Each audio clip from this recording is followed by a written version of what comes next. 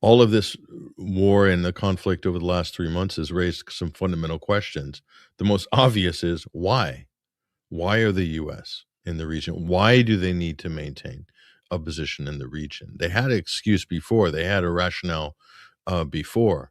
It was to provide a security umbrella for their Gulf allies. At least that's what the official line was for the longest time. And of course, we know that that would be to protect the integrity of the petrodollar, and also the predictability of world energy markets and so forth.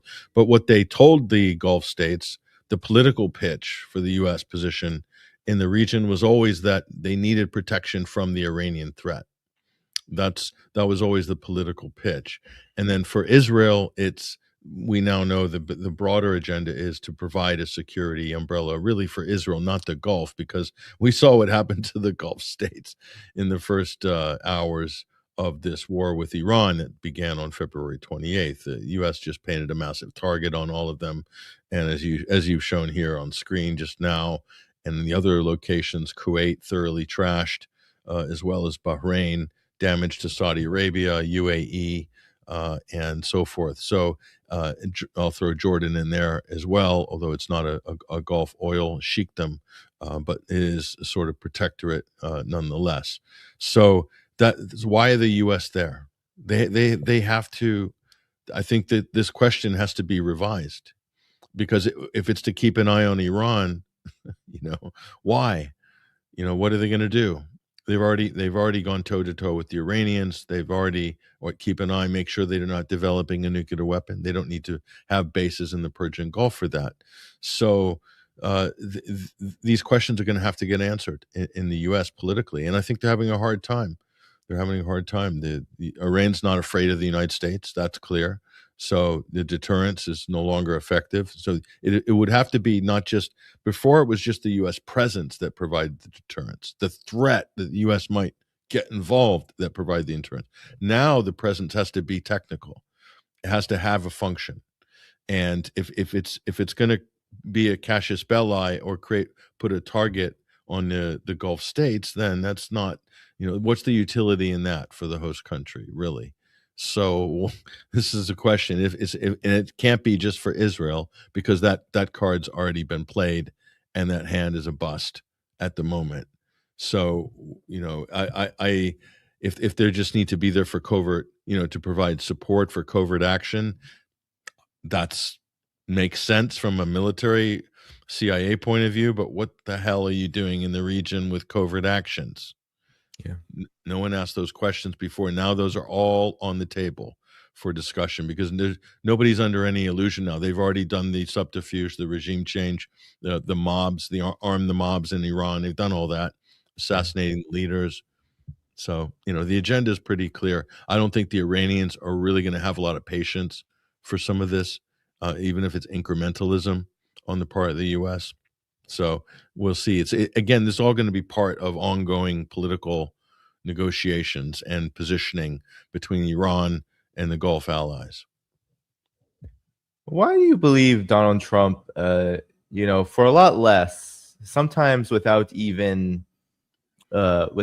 happening, Donald Trump comes out with very strong threats against Iran, oftentimes not backed up. Sometimes there has been retaliation, but of course not since the MOU was agreed upon. But all he had to say about this latest incident in the Strait of Hormuz was obviously this is a foolish violation of our ceasefire agreement. Nothing else, no other words. And it took a while just to even react to this, let alone the reports about the military, the damage to the U.S. military in the region, which he still claims in stark denial that no, it's not the U.S. that's been damaged. It's only been Iran. Iran has been knocked out.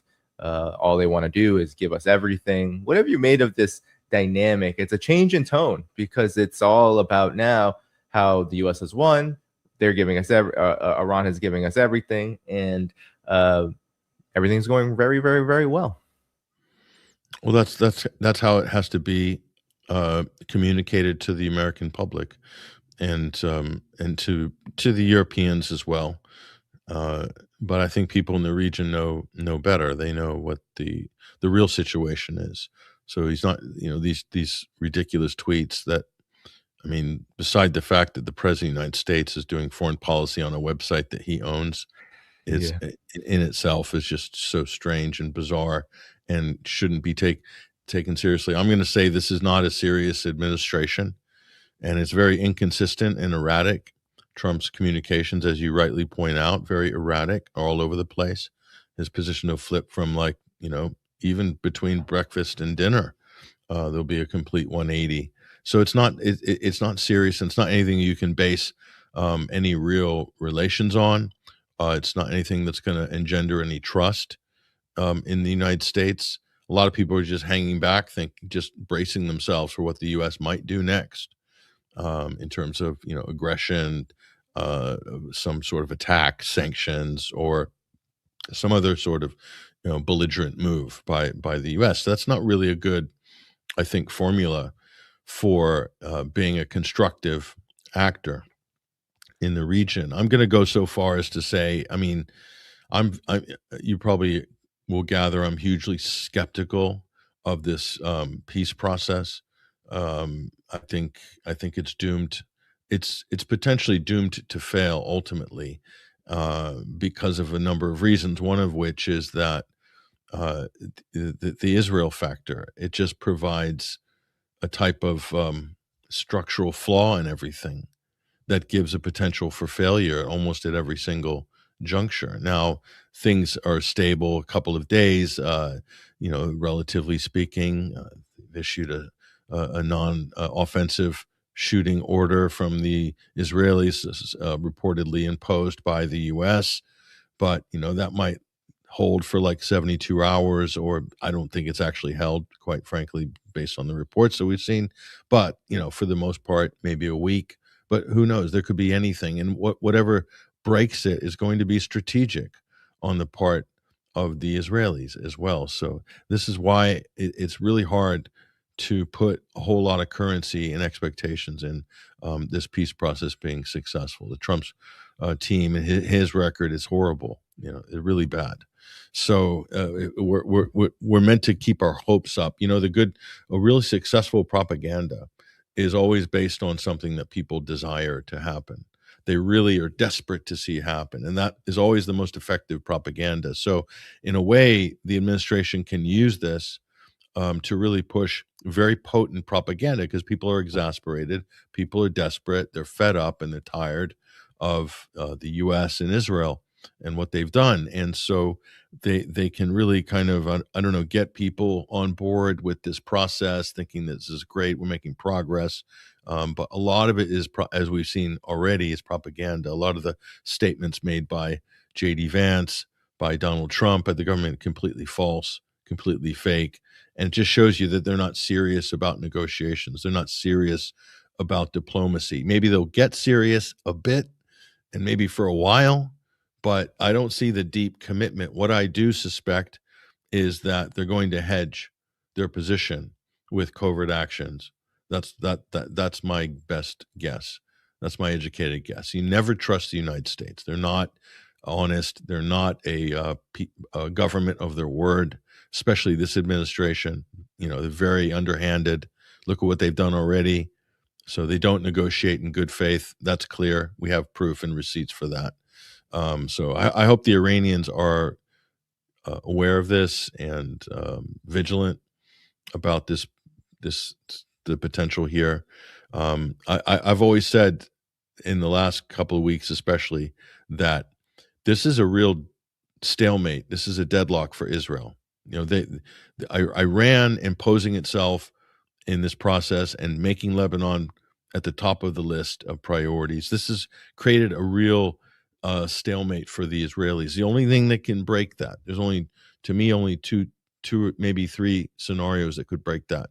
One is a targeted assassination that could cause a chain of events. The other is, so targeted assassination, a false flag attack, is another one that would again cause a chain of events that would cascade into something whereby it would cause quite a lot of chaos, and normal diplomacy negotiations wouldn't be able to. It wouldn't have enough bandwidth to deal with it.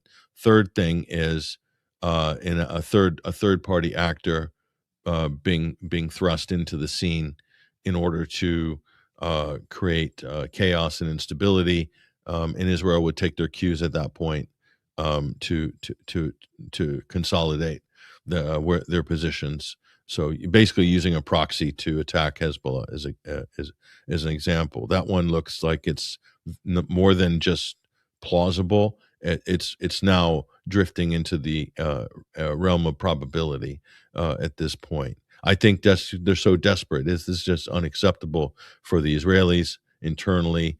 The United States have a hard time managing Israel and all the pro-Israel surrogates and all the various operatives in Trump's own administration, as well as in the media and in politics in America. So these three scenarios, I think, in this case, are likely. And if history is any guide, this is exactly how Israel, I think, managed the Lebanese civil war back in the 1980s.